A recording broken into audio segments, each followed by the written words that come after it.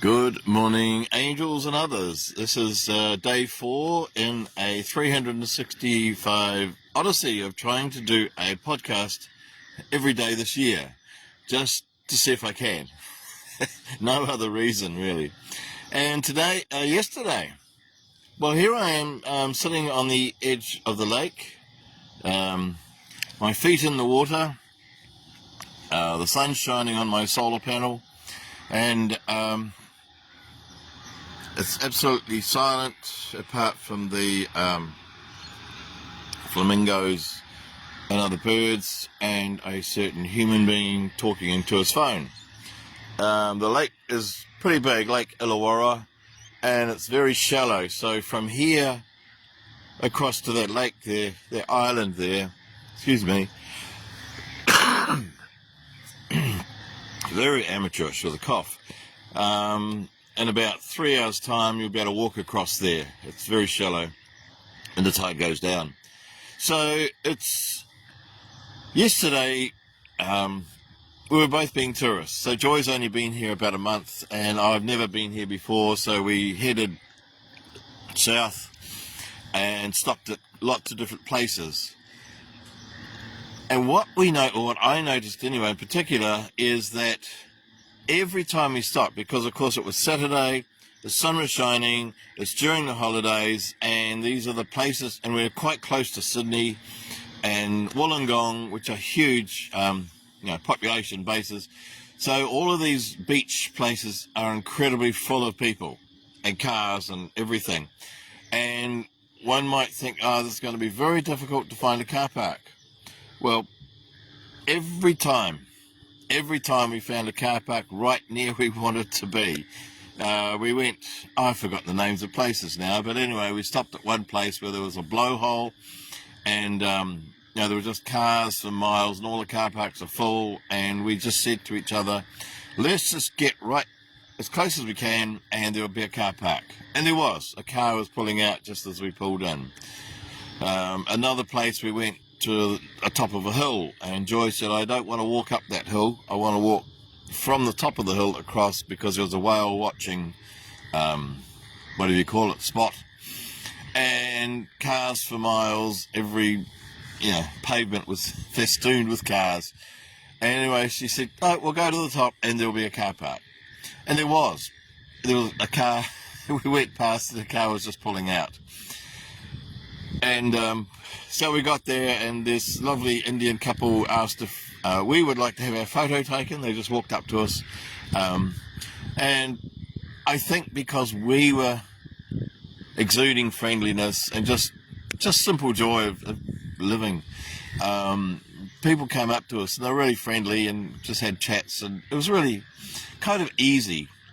And a bit later on, we were told about a really nice, it's called the Fisherman's Club, which is it's a huge club.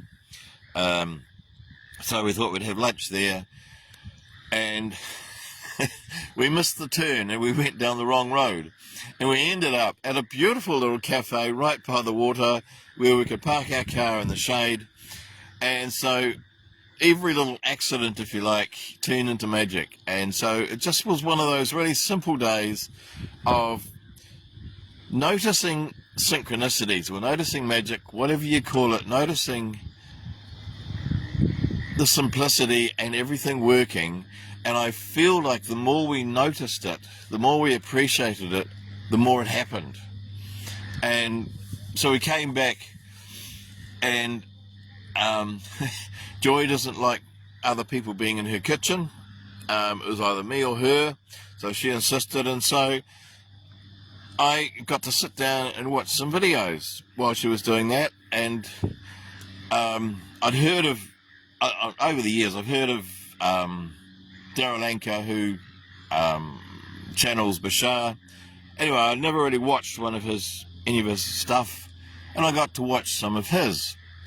And I'd always had this question in my mind.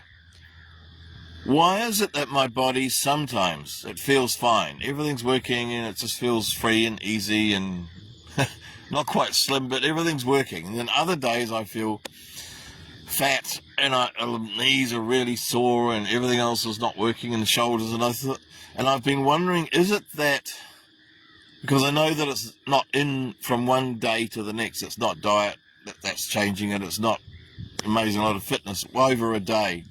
Is it that I've changed my mind and somehow it's affected this body? Well, Daryl or Bashar told us what it was, and I'm still open to whether it's true or not, that we all have many bodies.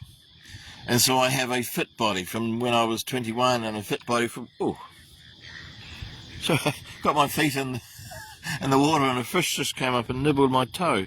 Tiny wee fish. I'm just saying hello. Tickled. And so his contention is that as we raise our vibrations, we move into a different body. And this can happen from minute to minute, day to day, whatever. So as we raise our vibrations, as we feel more joy, feel more appreciation, gratitude, our body, we move into a different body. Now, I don't know if this is true, but it's really got me thinking. I mean, I don't see why it's impossible. It's beyond my original imagination. I couldn't have thought of that one, I don't think. And so I'm pondering that.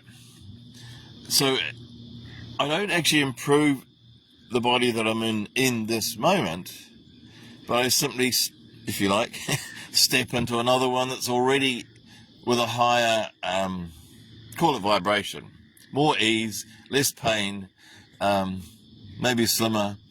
And so that might explain why one can feel really fat and flabby and painful or whatever 1 minute, and then the next minute, I see a fish again. It must like my toe. Must be toe fish. I must be feeling very tasty today.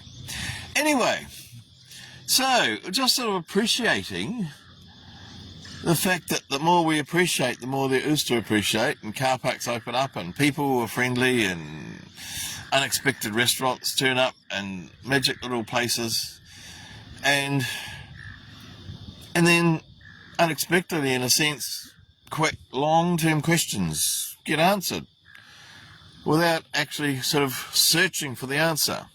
So maybe that's the answer to my problem, and maybe that's the answer to another life, to a better life, is just appreciating the one I've got.